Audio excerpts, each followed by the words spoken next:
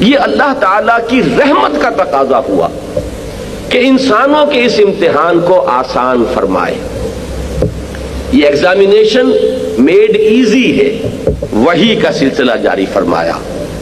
چنے ہوئے برگزیدہ بندے جن کی شخصیتیں بے داغ، جن کا کردار ہر شک و شبہ سے بالا تر، اوپن بک، کھلی کتاب، جس پر کہیں انگلی رکھنے کا ان کے بدترین دشمنوں تک کے لیے امکان نہ ہو. ایسے انسان جن کی زندگیاں، جن کی سیرتیں آئینے کے مانند روشن، ان کو چنا، ان پر وحی کے ذریعے سے اپنی ہدایت نازل فرمائی اور صراط مستقیم کا علم عطا فرمایا. ہدایت بھی عطا فرمائی. ہدایت کا تعلق زیادہ تر علم اور معرفت سے ہے، ایمان سے ہے.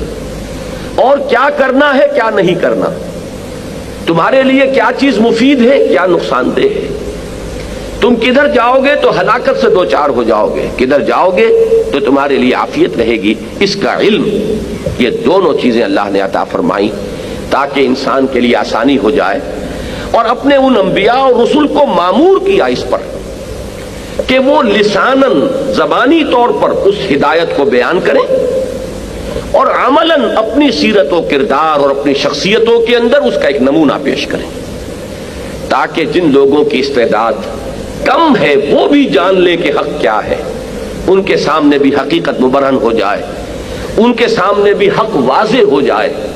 ان کے لیے بھی اس جو امتحان زندگی ہے، زندگی کا عظیم امتحان، اس امتحان میں کامیابی کی آسانی پیدا ہو جائے.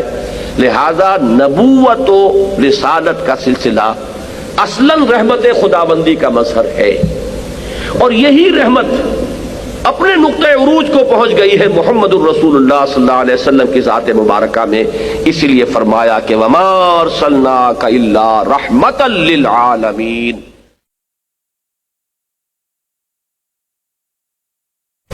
یہ اللہ تعالیٰ کی رحمت کا تقاضا ہوا کہ انسانوں کے اس امتحان کو آسان فرمائے.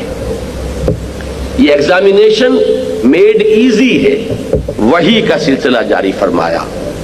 چنے ہوئے برگزیدہ بندے جن کی شخصیتیں بے داغ، جن کا کردار ہر شک و شبہ سے بالا تر، اوپن بک، کھلی کتاب، جس پر کہیں انگلی رکھنے کا ان کے بدترین دشمنوں تک کے لیے امکان نہ ہو.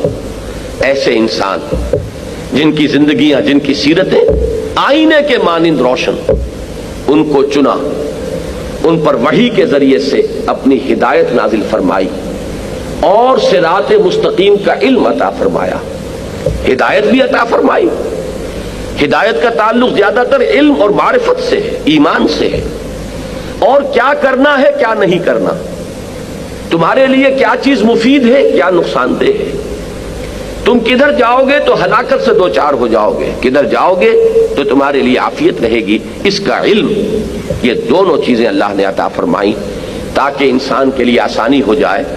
اور اپنے ان انبیاء اور رسول کو مامور کیا اس پر کہ وہ لساناً، زبانی طور پر اس ہدایت کو بیان کریں، اور عملاً اپنی سیرت و کردار اور اپنی شخصیتوں کے اندر اس کا ایک نمونہ پیش کریں، تاکہ جن لوگوں کی استعداد کم ہے وہ بھی جان لے کہ حق کیا ہے، ان کے سامنے بھی حقیقت مبرہن ہو جائے، ان کے سامنے بھی حق واضح ہو جائے.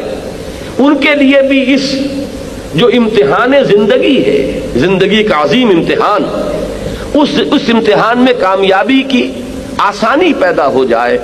لہذا نبوت و رسالت کا سلسلہ اصلاً رحمت خداوندی کا مظہر ہے، اور یہی رحمت اپنے نقطۂ عروج کو پہنچ گئی ہے محمد الرسول اللہ صلی اللہ علیہ وسلم کی ذات مبارکہ میں.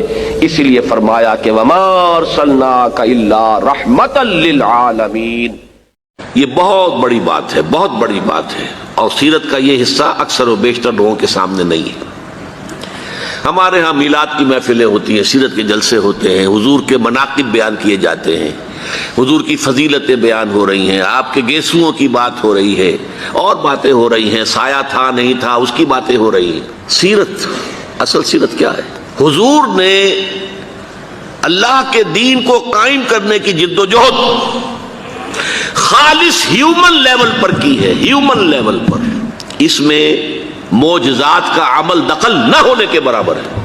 تکلیفیں جھیل کر، مصائب برداشت کر کے، فاقہ جھیل کر، زخم جھیل کر، اپنا خون زمین پر گرتا ہوا دیکھ کر، 259 اپنے جانثاروں کی لاشیں دیکھ کر، یہ مراحل طے کر کے یہ کام کیا ہے. ایسا نہیں ہوا بس دعا مانگی اور بیڑا پار ہو گیا. نہیں، 3 برس شیب بنی ہاشم کے اندر نظر بند رہے ہیں. اور طائف میں جو نقشہ ہوا ہے، رسوا سر بازارے آشوق ستمگارے، اس راہ میں جو سب پہ گزرتی ہے سے گزری، تنہا پس زندہ کبھی رسوا سر بازار. یہ نقشہ ہے. محمد عربی ہیں، سید المرسلین، محبوب رب العالمین، سید الاولین والآخرین. اور یہ نقشہ ہے، یہ ہے سیرت. یہ کوئی بیان نہیں کرتا، کوئی بیان نہیں